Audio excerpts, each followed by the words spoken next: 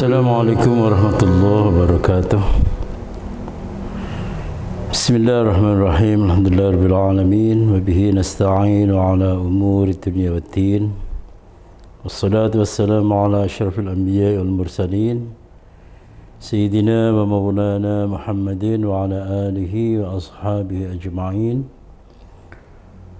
Rabbi shrah li sadri wa yassir li amri wahlul 'uqdatam min lisani yafqahu qawli, amma ba'du. Para pemirsa Jagat TV yang dimuliakan oleh Allah, pada kesempatan yang mulia ini saya mengajak diri saya sendiri, saya mengajak para pemirsa semua, marilah kita senantiasa menjaga diri untuk senantiasa melaksanakan perintah-perintah Allah, menjaga diri untuk senantiasa meninggalkan larangan-larangan Allah, yang itu adalah cerminan dari takwa, imtitsalul awamir wa ijtinabun nawahi. Para pemirsa yang dimuliakan oleh Allah,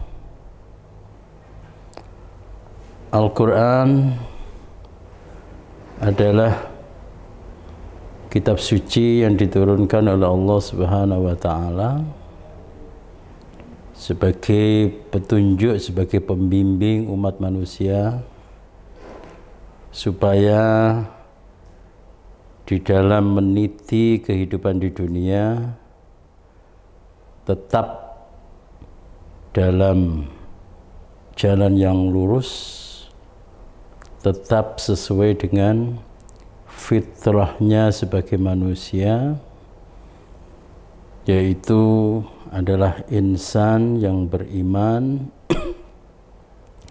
insan yang mengabdikan diri kepada Allah Subhanahu wa Ta'ala. Jauh sebelum kita lahir di dunia ini, kita dulu pernah berikrar bahwa hanya Allah lah Tuhan kita, dan hanya kepadanya lah kita menyembah, mengabdi, dan memohon perlindungan, pertolongan.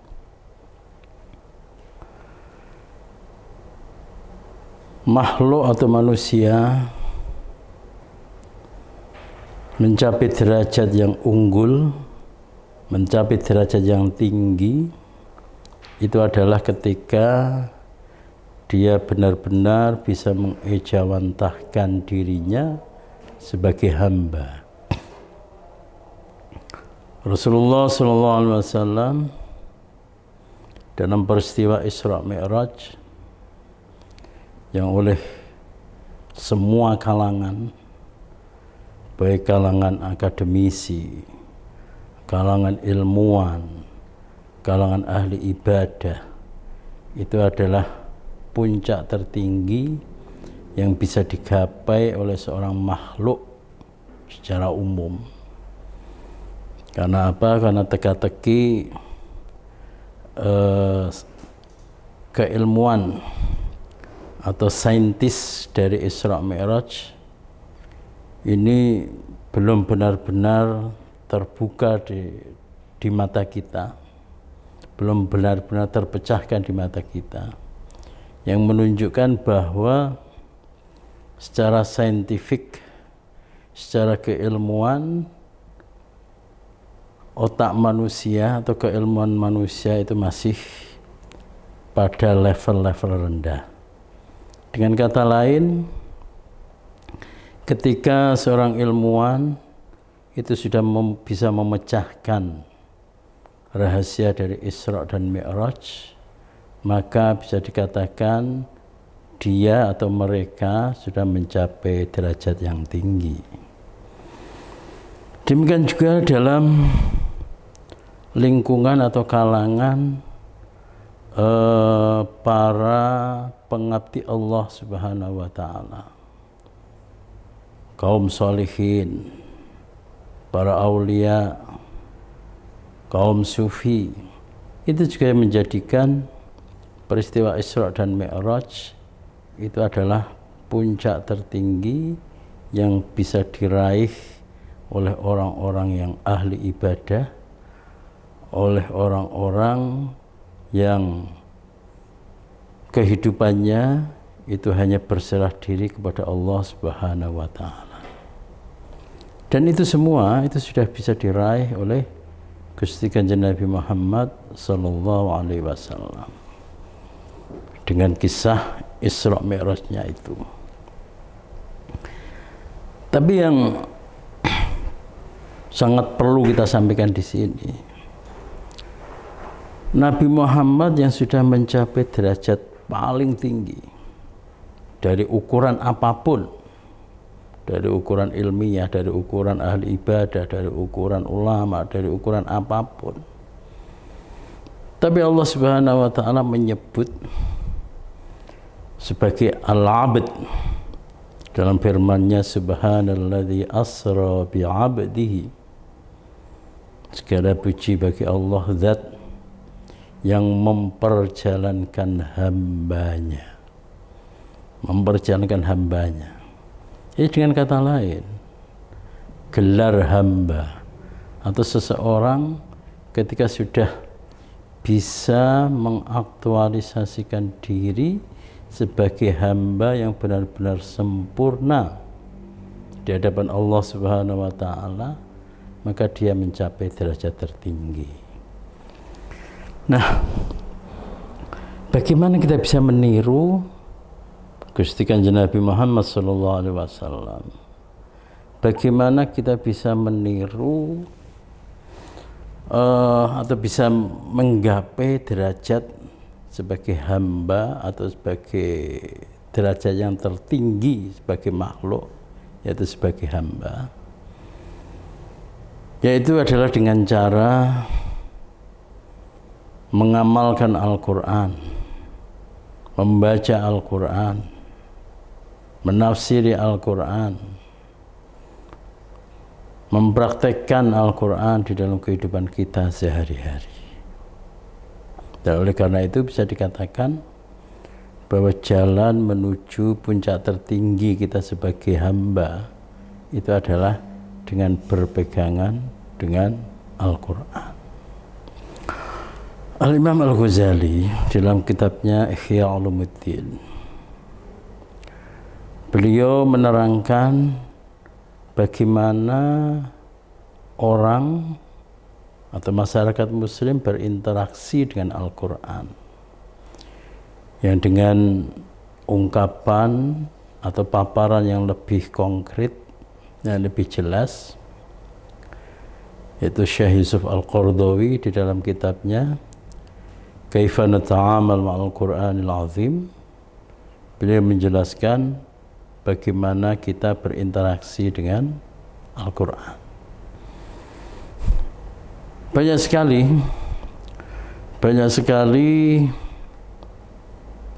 macam orang berinteraksi dengan Al-Quran.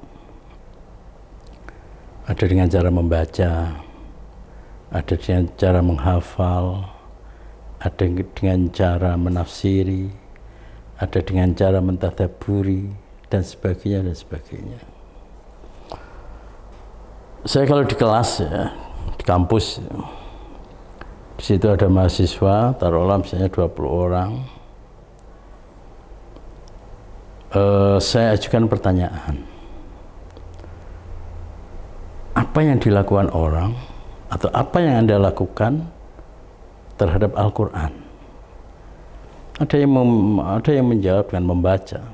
Saya minta satu orang menjawab dengan satu jawaban. Ada yang menjawab yaitu dengan membacanya. Ada yang menjawab dengan menulis. Ada yang menjawab dengan melukisnya dalam kaligrafi.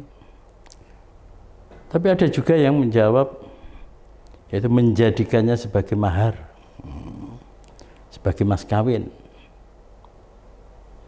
Ada juga yang menjawab menjadikannya sebagai obat atau jampi-jampi, menjadikannya sebagai mantra, Ya karena apa? Ya karena orang mempunyai selera masing-masing di dalam berinteraksi dan mengamalkan Al-Quran. Dan kita tidak bisa memaksa bahwa interaksi dengan Al-Quran itu harus dengan satu cara, harus dengan satu macam saja, tidak bisa. Nah, oleh para sarjana sekarang ini atau modern, itu yang disebut dengan living Quran, yaitu bagaimana menjadikan Al-Quran itu sebagai teman hidup, atau bagaimana masyarakat itu memperlakukan Al-Quran dalam kehidupan mereka sehari-hari. Kita ambil satu contoh, yaitu kita berinteraksi dengan Al-Quran yaitu melewati pintu tafsir. Nah, tafsir sendiri, tafsir aslinya dari bahasa Arab ya, dari fassara yufassiru, tafsiran, yang artinya adalah abana wa awdaha, yaitu menjelaskan, menjelentrehkan, mengelaborasi. Kalau dalam KBBI misalnya, kalau tafsir itu suatu upaya yaitu memahami ayat-ayat suci Al-Quran supaya bisa lebih mudah dipahami. Ya, tapi apakah ini kemudian mengesankan bahwa Al-Quran sebelum ditafsiri itu sulit dipahami atau tidak? Ya, kalau Ibnu Abbas misalnya, beliau membagi ya, ada tafsir itu, tafsir ayat itu ada yang ayat-ayatnya bisa dengan mudah dipahami oleh semua orang, semua khalayak. Ada ayat-ayat Al-Quran yang hanya bisa dipahami oleh ulama-ulama yang expert di dalam ilmu tafsir. Tapi juga ada ayat-ayat yang hanya bisa dipahami secara sempurna, hanya bisa dipahami oleh Allah Subhanahu wa Ta'ala. Nah, barangkali di KBBI itu maksudnya adalah kalau yang dimaksud dengan tafsir itu adalah menjelaskan ayat-ayat Al-Quran supaya lebih mudah dipahami, itu ya mungkin ayat-ayat yang sifatnya itu agak rumit, sifatnya itu hanya bisa dipahami oleh ulama-ulama expert. Tapi di dalam dunia sastra memang ya, di dalam dunia sastra, bahwa suatu karya itu semakin pelik, semakin rumit dipahami, itu sebetulnya menunjukkan bahwa karya itu mempunyai nilai sastra yang tinggi. Kemudian orang mencontohkan ya level-levelnya. Untuk suatu karya atau tulisan yang sangat mudah dipahami, itu misalnya tulisan-tulisan koran, surat kabar, atau di internet, itu begitu kita membaca sekali langsung paham. Yang artinya apa? Ya suatu kalimat, suatu susunan kalimat atau suatu karya yang ketika kita baca sekali langsung paham, itu sebetulnya menunjukkan bahwa karya itu adalah karya yang nilainya itu rendah, Nah, kepelikan Al-Quran untuk dipahami, ya, itu justru menunjukkan bahwa dia itu mempunyai nilai yang sangat tinggi, Karena apa? Abdullah Darras misalnya, beliau mengatakan Al-Quran itu ibarat bola kristal ya, bola kristal atau bola mutiara yang mempunyai sekian juta sudut atau sekian banyak sudut. Kita membaca Al-Quran pada hari ini Seakan-akan kita itu membaca Al-Quran dari satu sudut mutiara itu. Keesokan harinya kita membaca akan menemukan warna yang lain atau sudut yang lain. Hari ketiga kita membaca, kita menemukan warna dan sudut yang lain lagi. Dan memang ini pernah saya praktekkan di kelas juga, di kelas pasca gitu ya. Coba kalian sebutkan 10 ekspresi terhadap ayat Alhamdulillahirabbil alamin. Satu ayat saja. Satu ayat, di situ ada 17 mahasiswa. Masing-masing saya minta untuk menyampaikan suatu ungkapan atau ekspresi terhadap satu ayat tersebut. Jadi 10 kali 17 ya, 10 kali 17 170. Dan ini ternyata apa? Ternyata antara satu mahasiswa dan mahasiswa yang lain itu mempunyai ekspresi yang berbeda hanya terhadap satu ayat. Kalau saya mengasih tugas,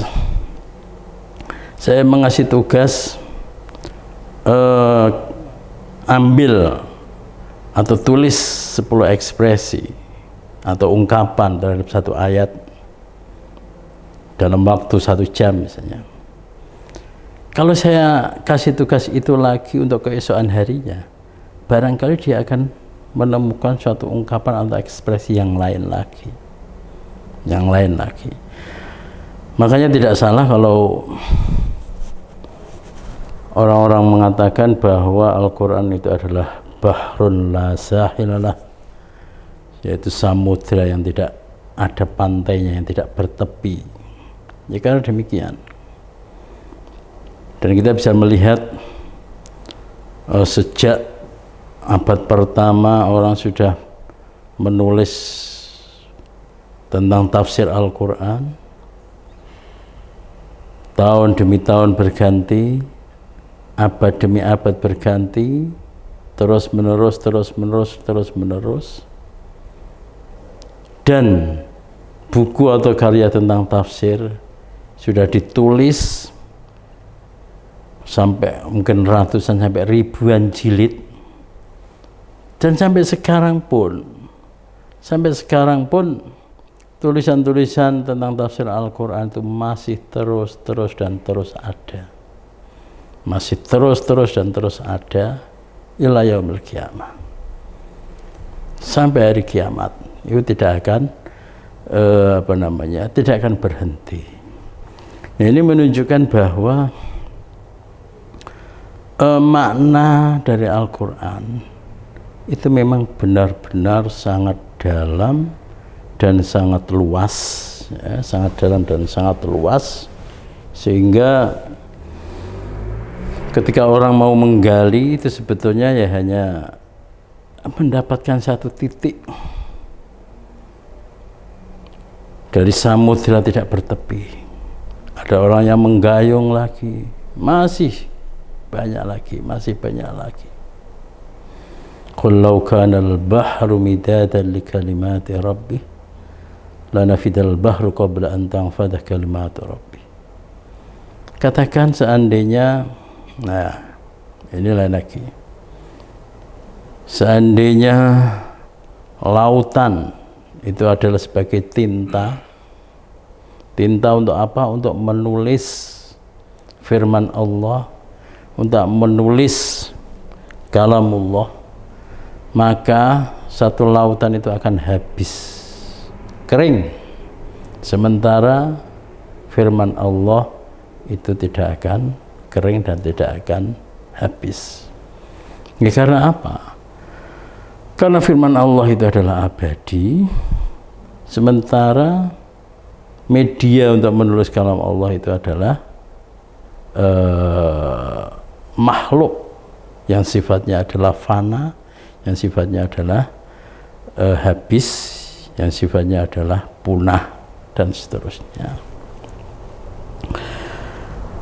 Para pemirsa Jagat TV yang dimuliakan oleh Allah. Dari sisi tafsir saja kita bisa melihat ya. Dari sisi menafsiri Al-Quran saja kita bisa melihat bagaimana karya-karya para ulama tafsir tentang Al-Quran yang sudah mencapai ribuan jilid itu pun belum bisa menghabiskan rahasia-rahasia yang terkandung di dalam Al-Quran. Padahal seperti saya katakan tadi bahwa at-ta'amul atau muamalah atau interaksi dengan Al-Quran itu dengan berbagai macam cara.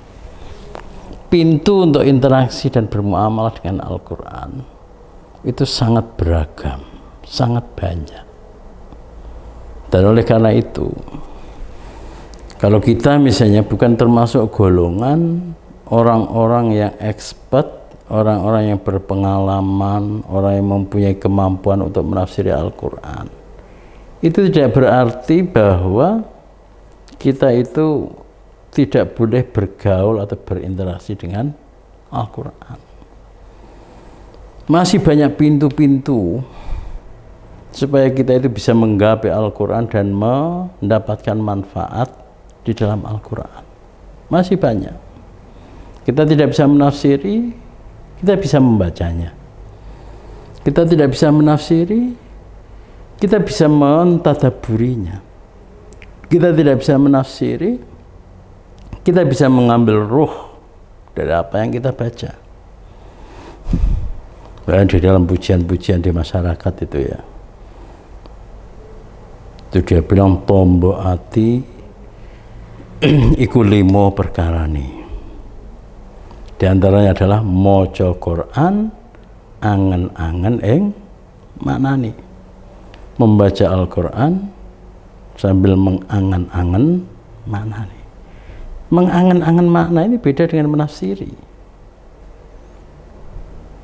Mengangen-angen makna beda dengan menafsiri. Karena apa? Satu,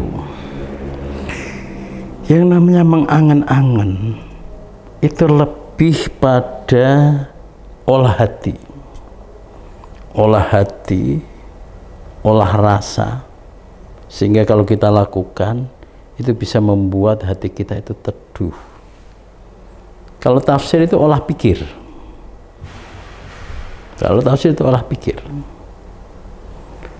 Kemudian yang kedua,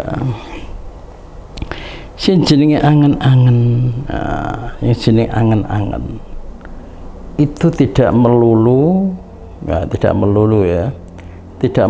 bahwa kita itu terikat oleh makna dari lafadz per lafadz dari ayat yang kita baca. Taruhlah contoh misalnya kita membaca Alhamdulillahi Rabbil Alamin, segala puji bagi Allah Tuhan seru sekalian alam, atau segala puji bagi Allah pendidik alam semesta misalnya, segala puji. Nah, itu kalau kita kebetulan ya, kalau kebetulan kita itu termasuk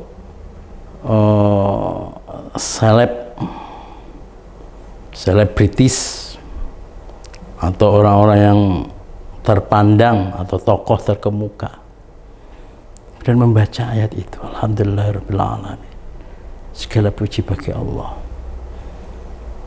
Sebagai orang yang terkemuka atau tokoh, kita itu suka jaim, menjaga image. Jangan sampai saya itu kelihatan kumuh, jangan sampai saya kelihatan bodoh, jangan sampai saya kelihatan gini. Tapi dengan membaca ayat itu ya, kita kemudian angen-angen, opo, buat apa saya juga menjaga image, menjaga diri? Apakah aku itu pantas untuk dipuji? Potong aku itu apa sih? Saya itu hanya makhluk yang lemah. Kalau saya sekarang punya jabatan, itu hanya titipan. setahun, 2 tahun, 3 tahun lagi juga akan lepas. Tapi buat apa? Saya menjaga citra saya supaya tetap dipuji oleh orang-orang. Untuk apa? Ini bukan penafsiran. Ini bukan menafsiri. Tapi itu bisa kita lakukan di dalam berinteraksi dengan Al-Quran. Sebabnya apa? Bedanya kalau menafsiri. Alhamdulillahirabbil alamin itu dijelaskan al di sini al apa? Apakah alil ta'rif ataukah alil istighraq afradil jins ataukah alil ahdi dzihni atau alil ahdi dzikri misalnya. Alhamdulillah posisinya apa? Apakah mubtada atau khobar atau fa'il atau apa? Dibicarakan dan itu lebih bertumpu pada olah pikir, pada analisa atau kerja otak. Oleh karena itu Abdul Azim Az-Zurqani misalnya, dia mendefinisikan tafsir al-kashfu an muradillahi ta'ala min haitsu dalala al-lafziyyah biqadri taqa al-bashariyah, yaitu berusaha mengungkap apa yang dikehendaki oleh Allah Subhanahu wa taala dari sisi makna kebahasaan, dari sisi makna lafadz per lafadz dari ayat tersebut sesuai dengan kemampuan manusia. Ya adalah para ulama banyak menafsiri yang menta'rifi atau mendefinisikan tafsir dengan ini. Tapi secara umum bisa dikatakan semacam itu. Karena yang namanya tafsir itu selalu terikat dengan makna lafadz. Selalu terikat dengan makna lafadz.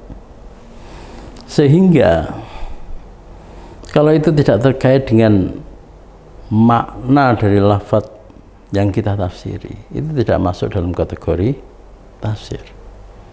Tapi itu tidak berarti kemudian bahwa kita di dalam berinteraksi dengan Al-Quran itu tertutup karena kita tidak tahu makna lafadz, tidak. Karena seperti saya katakan tadi, pintu untuk berinteraksi dengan Al-Quran itu banyak sekali. Kalau kita itu bukan golongan orang yang bisa menafsiri, ya bisa masuk dalam golongan orang yang membaca Al-Quran, atau bisa masuk dalam golongan orang yang mentadabburi Al-Quran. Seperti saya katakan tadi, maca Quran angen-angen maknanya angen-angen. Setelah membaca, segera membaca, dan membaca kemudian diangen-angen. Itu beda. Misalnya Allah basirum bima ta'malun, Allah Maha melihat dengan apa yang kamu kerjakan misalnya. Ini perlakuan kita terhadap ayat tersebut dalam konteks menafsiri dengan dalam konteks mendadaburi ayat itu beda. Kalau menafsiri ya kita harus tahu Allah di sini lafdzul jalalah, dia istiqaq atau tidak, dia posisinya apa sebagai mubtada ataukah apa, basirun apa dia isim fa'il ataukah sigat mubalaghah misalnya. Tapi dengan mentadaburi misalnya, kita orang yang intens bertemu dengan masyarakat untuk mendapatkan tanggung jawab suatu posisi di masyarakat, dengan mentadaburi dia akan hati-hati. Kenapa aku berani teledor, berani menggunakan uang seperti ini? Oke, orang tidak melihat apa yang aku lakukan, tapi Allah melihat. Allah melihat apa yang aku lakukan. Tidak perlu tafsiri. Kita tidak mampu di dalam dunia tafsir mentafsir, tapi kita bisa masuk dalam dunia mentadabburi. Jadi para pemirsa Jagat TV yang dimuliakan oleh Allah, banyak sekali pintu yang bisa kita masuki supaya kita bisa mendapatkan berkah, mendapatkan manfaat di dalam Al-Quran. Sebagaimana pintu surga itu juga banyak. Pintu surga ada 8. Dari 8 itu ada pintu lagi. Kita bisa masuk surga dari pintu ini. Jadi surga itu tidak dikapling oleh satu golongan, tidak. Kita bukan potongan orang yang ahli ngaji. Ya udah, kita bisa masuk pintu. Dari pintunya para pedagang yang jujur, bisa masuk pintu. Dari pintunya orang yang setia memegang teguh ajaran meskipun sangat minim, bisa masuk pintu situ. Itulah anugerah, keutamaan yang diberikan oleh Allah Subhanahu wa Ta'ala kepada kita. Pintu surga banyak, jalan menuju surga itu juga banyak. Bahkan jalan untuk berinteraksi dengan Al-Quran, untuk menuju Al-Quran, memahami Al-Quran, mengambil manfaat dari Al-Quran, itu juga banyak. Ini baru kita berbicara tentang apa itu tadabbur. Apa itu tadabbur? Kita nanti akan tambah keterangan tentang bagaimana dunia tafsir, bagaimana kita di dalam memandang ayat-ayat suci Al-Quran lewat pintu-pintu semacam itu. Supaya apa? Ya, supaya kita bisa mendapatkan manfaat yang lebih banyak. Para pemirsa yang dimuliakan oleh Allah,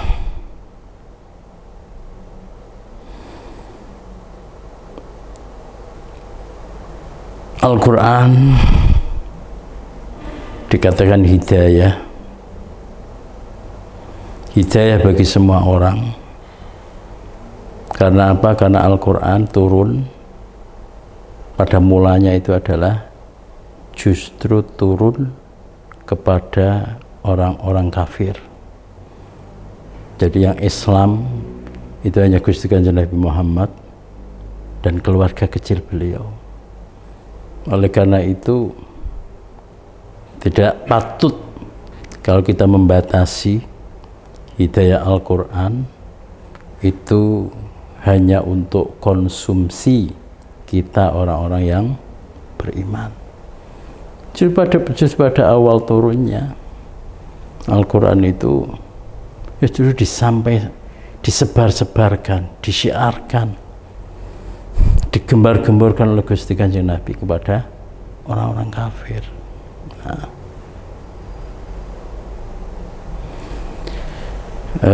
Baik, demikian yang bisa kita sampaikan. Insyaallah akan kita lanjutkan dalam pertemuan mendatang. Kurang lebih mohon maaf. Wallahul muwaffiq ila aqwamit thariq. Assalamualaikum warahmatullahi wabarakatuh.